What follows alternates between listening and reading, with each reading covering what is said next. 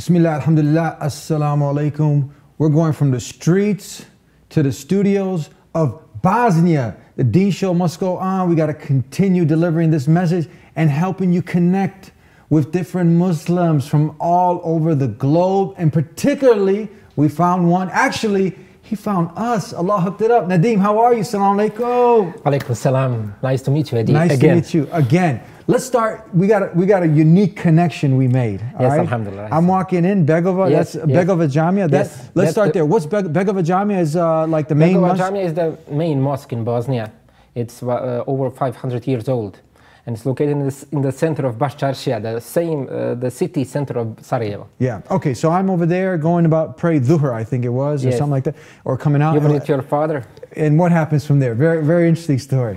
I came up and when I introduced myself and we hugged and I said something about myself, about my story, and then you pull out the camera and you just said, "This is the trailer, and we'll record a full movie, full studio interview soon, inshallah." You took a chance, yes, right? You were telling me that you had recognized me, and then should I approach him? Should I not?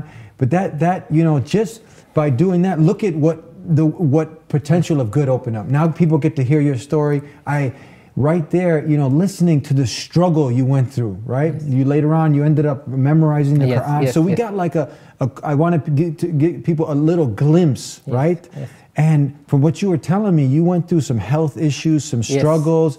Let's start from there. Let's start from the beginning again, and then go through that journey of your life to where you are today. I'm Nadim Botić. I was born in a small town in the north of Bosnia. It's called Bosanska Dubica. It's a small town of where around 8,000 Muslims lived. 8,000 Muslims and around 20,000 Serbs. When the war began in 1992, the Bosanska Dubica came under the Serb control, and all the Bosniaks fled, running for their lives. And all the mosques were burned down. The religious life was zero. All traces of existence of Muslims and Islam in that place was destroyed.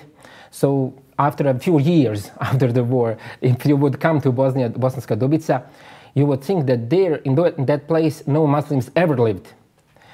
And that's called Dubica. Yes, Dubica. And my mother, my aunt, my grandmother, we lived there, and we couldn't flee.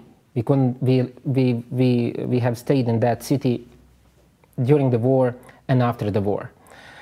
And I can't explain how those days went through. How old were you around that time? I was 8 years old when the war began, and I remember some of the stuff from that times. For example, the first time I remember nights.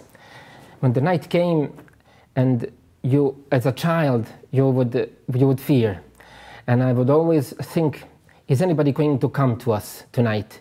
Is anybody going to come to us and take my mother, take my grandmother, take my uncle? I was afraid. I was afraid for myself, and I was afraid for my family. And the worst feeling in that times was the helplessness. You feel helpless. You feel small. You're only a child, and you feel these things. I went to the elementary school in Dubica all through the war, and of course there was no Islamic religious education. There was only Orthodox religious education, and I didn't want to stand out of the crowd, because if you stand out and you were a Muslim, you would be molested in school, bullied, and again, nobody could help. So I went to the Orthodox religious education, and I learned there about the Christianity. And after in 1995, there was some, how do you call it, war conflict going on in Dubica, because Dubica is on the border with Croatia. And during that time, there was a war action called Oluja, or the Storm, when the Croats pursued Serbs all through the Serbia. And so the Croats, they attacked Dubica, and they went into the city. And during these hard times. Our house was destroyed. It was hit with a grenade, and it was never rebuilt. We are actually rebuilding it right now. Yeah. So I grew up in that house. It is a house, I can't explain it for viewers who live in normal places, who live in security, who don't fear for their lives, who have what to eat, what to drink. Because many people in Bosnia, even now, they don't have luxury of these things. And even tonight, last night, in my hometown, Dubica, the Bosniaks came to, they are called povratnici. They returned to their home ground, and they rebuilt mosques, and they are living there. But they don't have any money, they don't have any salaries, so they are basically begging for food.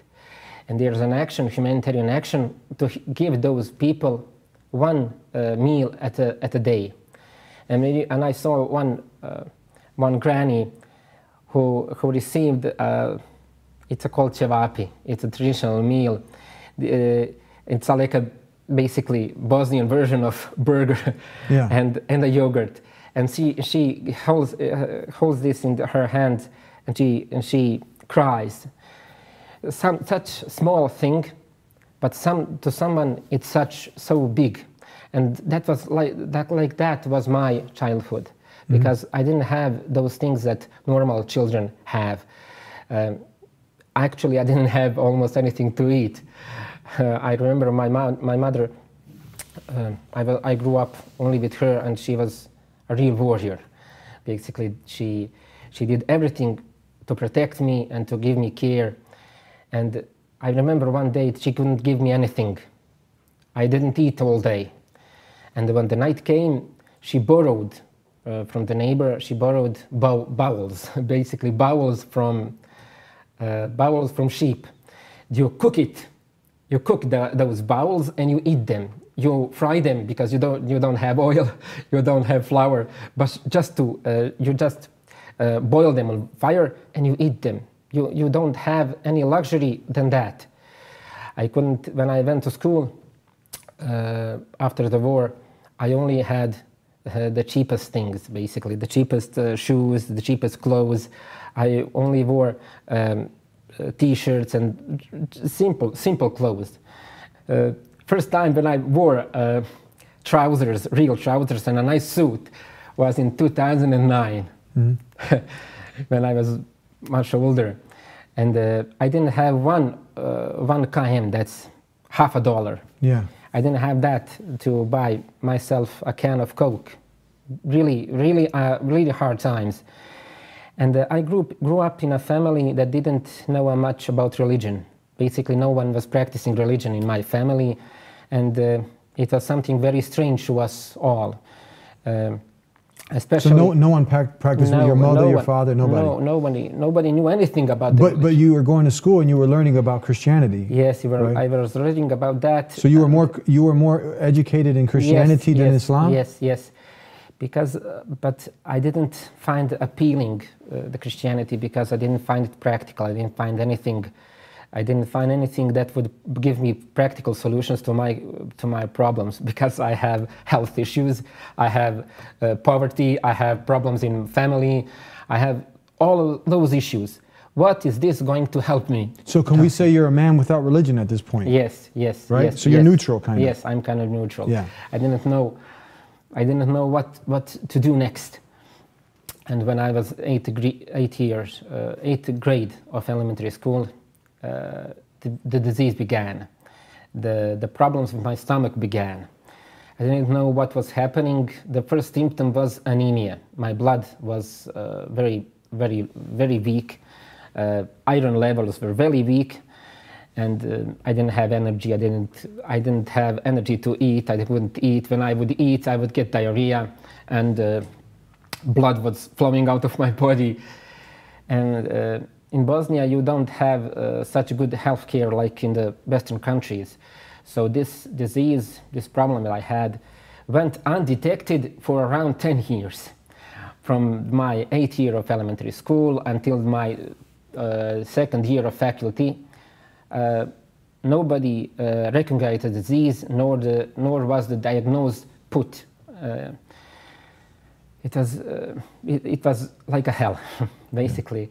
What are some of the symptoms that you started to experience? You mentioned a couple with your stomach and the blood flowing and the other things. Yes, I had a problem when I would eat. Yeah. For example, everything that I would eat would make my problems worse.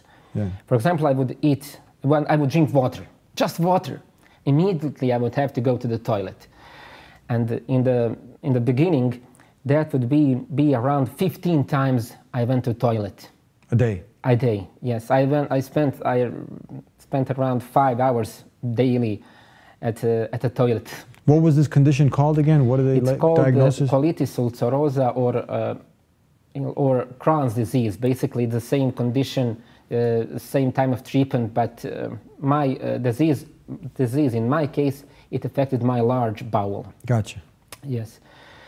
And when I now see the pictures when I was a child and I was in that toilet, and I was screaming of pain. It was excruciating pain. Blood was flowing from my, how do you call it? And I would make just to remember what to say. No worries. Yeah. So from your anus, basically. Yeah. I don't know if I say that. Yeah, from your area that you excrete from. Yeah. Yes. I can again start. Basically, the blood was flowing out of the area where I excrete from. It was very painful and a lot of blood. I was losing a lot of blood, and that made my anemia even worse. And the main problem I had during that disease was not the same. Was not the only the symptoms. What was the problem? That my bowels, my intestines, couldn't take anything from the nutrients I take in. For example, with anything I eat, nothing will be stored. No minerals, no proteins, no carbs will be taken into my body. That's the main problem. You can give me infusion, but any tablet, any vitamin, any supplementation, my body won't take it. So it is the disease is depleting my reserves of nutrients, and it's going to one point which I reached eventually, when everything broke loose, when the body couldn't take anything anymore, and it's just exploded, basically exploded. And I hardly finished my high school because I was so sick. I had almost 1,000 absences from lectures. I always would have to come after a month of absence and trying to catch up with the other students, with the other pupils. I would fail at that times. I wasn't very good in maths and many other subjects because I couldn't keep up. When I was in the 4th year of high school, I was thinking, what would I do with my life next?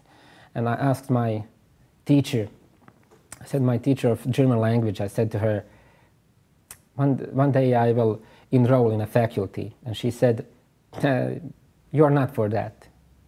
This is not for you. You should just stay home. You are not for the faculty. You don't have the capacity to become someone. You're not that. That shows really the power that the teachers have. I mean, instead of inspiring you, she was actually like blocking you. Yes, and I remember those years, and I even questioned myself, is she right?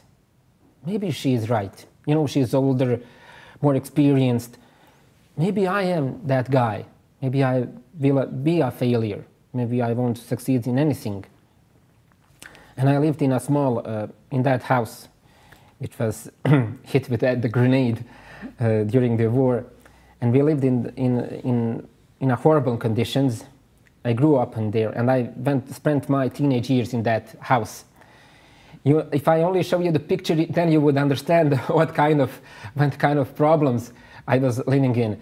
Because basically, our electricity was cut off. We couldn't have the money to pay the bills, so we were cut off of electricity. We don't have water, we didn't have normal toilet, we didn't have heating. The house was old, broken down. It was very hard. It was really very hard.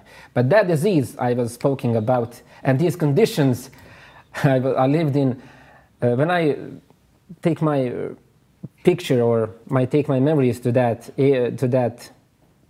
childhood, that disease, that house, these problems were my biggest blessing. Wow, that's really for somebody, you know, and I said that before when we met, for people, they think they're going, they got the latest iPad, yes, they got the latest car, and they think they got some, you know, troubles. You're saying that that was the biggest blessing? How's that? Because later, when Allah guided me to the Islam, and I went first time to the mosque, and I experienced happiness. I experienced happiness like never before. And if anybody told me 10 years ago, because 10 years ago or 12 years ago, it was my first time I went to the mosque. If anybody told me then, someday you will be this, and you will be healthy, I wouldn't believe them. And when I look at now, when I look from this perspective to my childhood and teenage years and my growing up,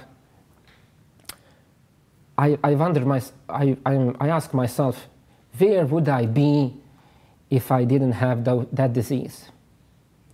If I was healthy, I had everything in my life, would I ever come to the mosque? Would I ever question myself about this life?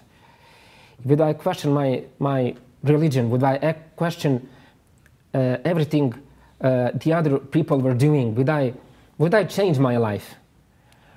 Today, if I didn't have that disease, would I still be in my hometown, maybe in some coffee shop, drinking alcohol, going after girls like all the other boys were doing? Would I ever read Qur'an? What would even entice me to read the Qur'an? What would be my motivation to read Qur'an? But because everything is drawing me away from that. And I can't thank Allah enough for that disease and for those tribulations and those problems I had, because they brought me back to Him. And when I came back to Him, I got everything I ever needed. I was on my way here to this studio and filming. I was thinking about the stuff I went through. And the one thing I came was, Allah sees me now. And Allah knows where I have been before. And that idea, that knowing that you know that Allah sees you, that Allah takes care of you, it just makes you feel warm around the heart. And you know you are not alone. Maybe you don't have father, maybe you have problems in childhood. Maybe you had this problem, this and that. But all through that, when Allah takes you out of that problems, you see He was there all the time. Mm-hmm. Just you weren't there. You didn't know that. And my first contact with Islam basically was in Belgrade. Mm-hmm. That's your first contact with Islam? Yes, basically it was when I was in Belgrade. After I finished my high school, I can't remember, 2002 or 2003, I made a 3-year absence from anything else because I was so sick and I didn't have any money to enroll in faculty. So I just stayed home. And in 2003, I had an opportunity to go to Belgrade for some short time. And there for the first time, I have seen something that is today a pretty modern, pretty standard thing. It was a PC and internet. It's the first time I saw that.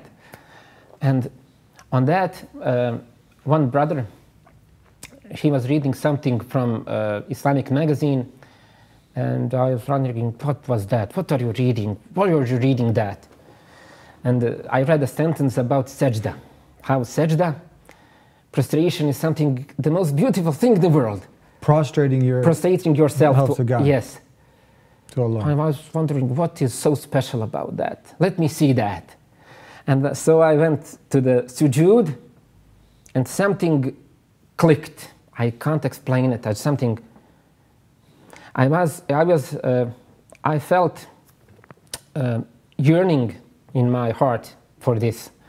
That my heart was wanting this. Yeah.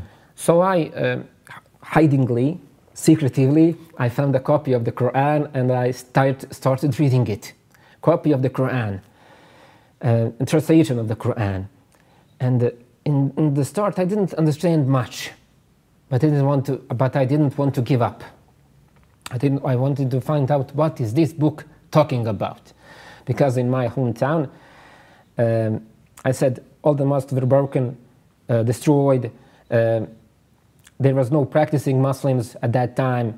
I couldn't ask anybody because there were no imams, there were no sheikhs, there were no religious authorities there. I couldn't ask anybody, on the contrary, I would be maybe laughed at, ridiculed. I didn't want to go through that. So I hid the book and I brought it back to Dubica and I started reading it. And I started memorizing it. I started memorizing the translation of the Quran. Somehow I was drawn to that, to memorization and the Quran. And in 2003, the first mosque in my town was rebuilt. It's called Gradska Dubica, the town mosque of Dubica. It's located in the very center of the town. And that's the first time Adhan was heard in that town after 11 years. 11 years. Something came to me and I was thinking about going to mosque. But Shaitan usually stopped me there because you don't want to go there. Somebody will see you. Somebody will speak badly about you.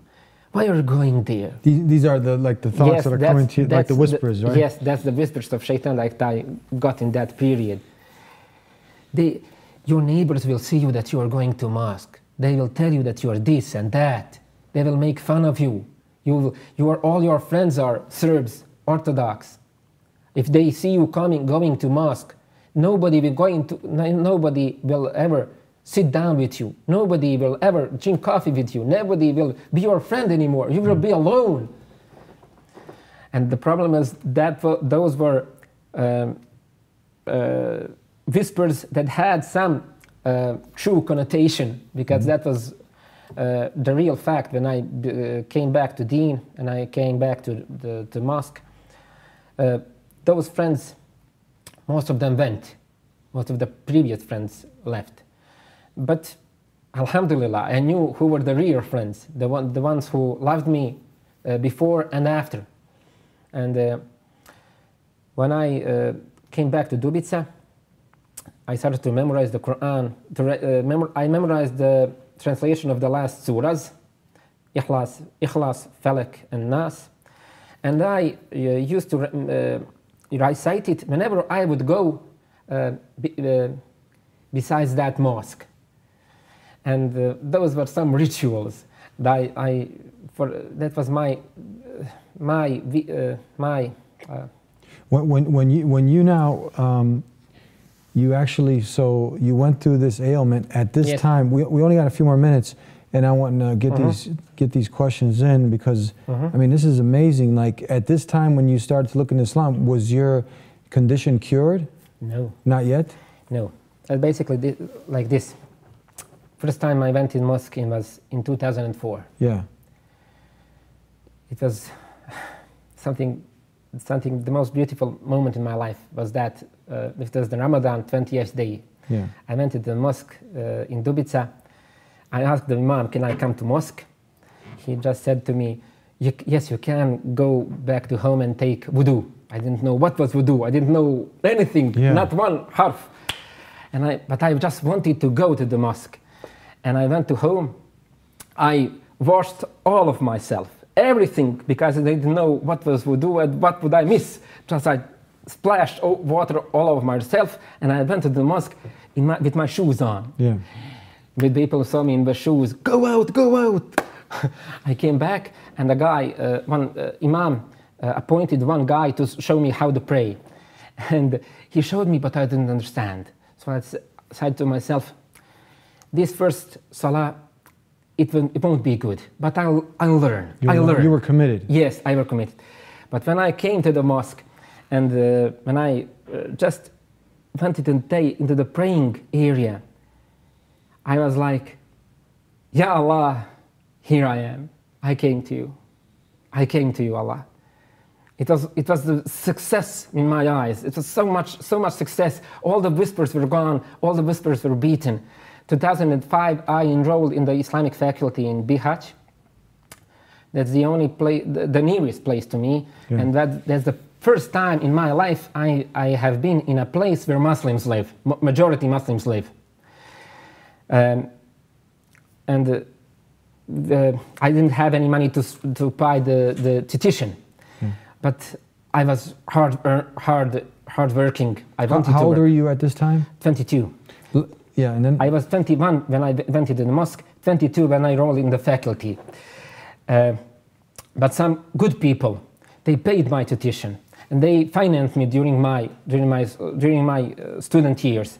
When I was 22 years old in the faculty, I started to learn Arabic letters. Yeah. And I started to learn tajweed. And I started to memorize the last juz of Qur'an, because that was the exam. You had to learn the entire last juz, and you recite it to get a grade in the exam. That was the exam. It took me around 3 to 4 months to finish Arabic letters, tajweed, and memorization of the last juz.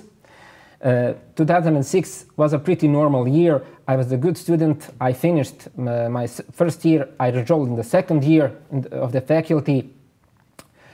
2007 was the hardest, really hardest year of my life, because in that year the disease returned.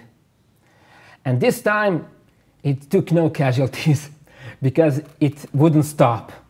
Usually before, I had these intervals when the disease would appear and then would retreat. But this time I was in the faculty, it didn't retreat, and I was scared. I was really scared because the blood was again going out, and saliva was going out, everything combined, and I had fevers, I had problems with eating, I lost weight, a lot of weight, and I did everything to do to heal myself, but it wouldn't go away. The disease wouldn't go away. In April of 2007, I went to home in Dubica. My mother saw me. She was like, "Oh, what is happening?" I went to the doctors, and they gave me a wrong diagnosis. Basically, they treated my kidneys for around 6 months from that April. I finished the second year of faculty. I gave all my exams, and then I went home. I couldn't move, I couldn't walk. I feel something heavy in the left side of my body, like a rock, in this place. In my left part of the large bowel, like a rock, and it wouldn't move. I didn't know what was happening. What is this? The first day of Ramadan came. I fasted. Then I couldn't move. Then I couldn't do anything else. During one of those nights, I was woken up with a large pain, excruciating pain, pain like never anything else I felt before. I can't describe it. And I woke up, that pain woke me up, and I felt something pop. Basically, when I woke up the next morning, I saw a large tumor in this part of the body. Later, I found out that my large bowel, it popped, it exploded in me. And I asked the doctor what was happening. He said, the kidney stone is moving. Subhanallah. And the professor from my faculty, Islamic pedagogical faculty from Bihać, the faculty faculty for Islamic pedagogy in Bihać, they came to my town to give lectures in mosques. And they asked the Imam, where is Nadim? And he said, he's at home, he's sick. And I didn't have health insurance back then. So the professors helped me to get health insurance in Bihać. So the Imam of the town, Safet Beganovic, he drove me to Bihać. They put me to hospital. I was just drawn from one apartment to to second department, from gastroenterology to chirurgy, basically chirurgia, because nobody could help me. Again, I couldn't take any nutrients in, and I had, around that time, I had 40 kilos. And all my levels of anything I had were on the brink. My iron levels were 1. I had 14 different diagnoses because disease affected my stomach. I had ulcer, gastritis. I had problems with lungs, I had problems with heart, problems with kidneys, problems with liver, problems with prostate, problems with leg, because this leg, which I'm standing now, I couldn't move that leg. I couldn't move that leg. I had problems with depression, generalized anxiety, problems with dizziness. Everything was falling apart. Basically, my body was falling apart. And nobody could help me. People were just looking like this, and I was left to die. Basically, to cut the story short, I was left to die in that hospital. That was December of 2007. I was taken off all meds, of all medicines, and just waiting for me to die. And then I called the Imam of Dubica, the head Imam of Bosanska Dubica, Safet Beganovic, to help me to go to Sarajevo, to further, I wanted to pursue healing. And somehow, alhamdulillah, Allah gave me that I was moved from Bihać to Sarajevo, that's called Klinički centar Sarajevo, Clinical Center of Sarajevo. It's the biggest, basically the biggest hospital in Bosnia, the biggest and the best hospital in Bosnia. I arrived there on the 14th of December in 2007. And when they saw me, the doctors were afraid. I remember when they saw me like, what is this? I spent there 19 days before the operation. The operation took place on 3rd January of 2008. And I remember those days, wallahi, I couldn't sit. I was a young man, 25 years old. I couldn't move. I couldn't sit up. Because I would sit up, because my stomach is exploded. I couldn't breathe. It was pushing me, pushing my lungs. And I was just, if I would sit up, that was a success. I couldn't move, I couldn't walk. The doctors told my mother that I won't live. She was prepared for that I won't survive the operation. But during those days, the deen, Islam, that was the only thing that kept me alive and normal, basically. That was the only thing that gave me hope. How many years passed now that you finally got cured? 9 years. So 9 years. Yes. And are you officially today, you're cured of the disease? Yes. So you went from being diagnosed pretty much left to die to now, how's your health now? I was just thinking about that when I went out from the hospital in Sarajevo on 28 February of 2008. I had 48 kilos. Yeah. I was. How many kilos you have now? 92. Yeah, 92. Yes, from 48 to 92. Yeah. So wrapping up, we're out of time. Tell us now. So you made it, and in that time, you actually memorized the entire Quran. Yes. Yes. It took me 2 months of rehabilitation process to get my leg moving, to get my health up. I was like a baby. I wore diapers for 2 months. So you're like a living miracle now. Yes, yeah. But no, I wouldn't say that. It just Allah. I'm speaking about this. It's not so much about myself, but it is about the religion, but the power of the deen, the power of Allah. And I believe that anybody can have such things in their life if they put their trust in Allah, if they pray, if they see beyond the borders of this temporary world. And you committed to that. You didn't give up hope, right? No, because I would give hope, but Allah gave me strength in that times. I can't describe it any less. It took me 1 year to fully recuperate from the disease. And after that, I started memorizing the Quran. I finished my faculty. I finished my faculty as the best student in the history of the faculty. Wow. From the guy who was told that he would never finish the faculty, I finished my faculty in 2010 as, with the highest grade average in the history of faculty. I enrolled in the master's degree. I started to learn the memorization of the Quran. I had stops. I had pauses. I finished the memorization of the Quran. I married in 2013. I moved to Sarajevo, and that was the time when I started to prepare for the commission for the Hifz. You see, in the Bosnia we have a unique way of approving or giving ijaza, or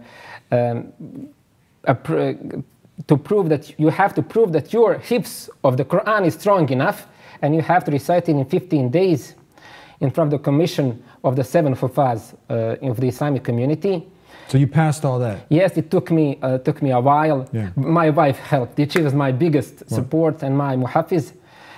And I recited the entire Quran from memory by heart during the 18th of May and the 1st of June last year. And that's the ending of the story. What advice now? We got to wrap up. Yes. What advice do you have for people who think their struggles are hard? They're listening to yours. You were almost left to die, and you're here with us today. My special memory is when I received the diploma that I am Hafiz in my hometown, in the same mosque where I first came to the mosque. That's the same mosque where I received the ijaza. When my mom came to me and she hugged me. That was like something I can't explain it. To go from one extreme to something that is the most beautiful thing in the world. And I have learned from my life, that's easy to say, but not easy. It's not always easy, because shaitan works, you are influenced by other people, society, etc. No, don't ever give up. Don't give up. Don't give up. And you have to rely on Allah. You have to see that this deen, everything, this deen is for your own good. If you don't drink alcohol, if you don't do zina, if you don't gamble, if you don't do these haram things, you are doing good to yourself. You are doing good to your health. You are doing good to your body. Because if you don't put haram things in it, if you eat it, if you pray, if you live according to the sunnah of the Prophet ﷺ, basically if you go to sleep after Isha, you go to sleep early, wake up early, if you live productively, if you are in company of good people, if you laugh, if you love Allah, if you read, if you eat healthy, and you live healthy, your body will be healthy. That's my combination for healing. Basically, the religion prohibited me from eating pork, from eating bad meats, from drinking alcohol. And alhamdulillah, I never drank alcohol. I never did zina. I never went to gambling shops. I never went to nightclubs, etc. So I was, the disease helped me also in that field, because I couldn't do those things. Yeah. But I don't have effects of those things today. And you just give yourself the best meal, eat rest, pray, and I believe anybody can have a healthy body and a healthy mind, even in these tough days. We'll end with that.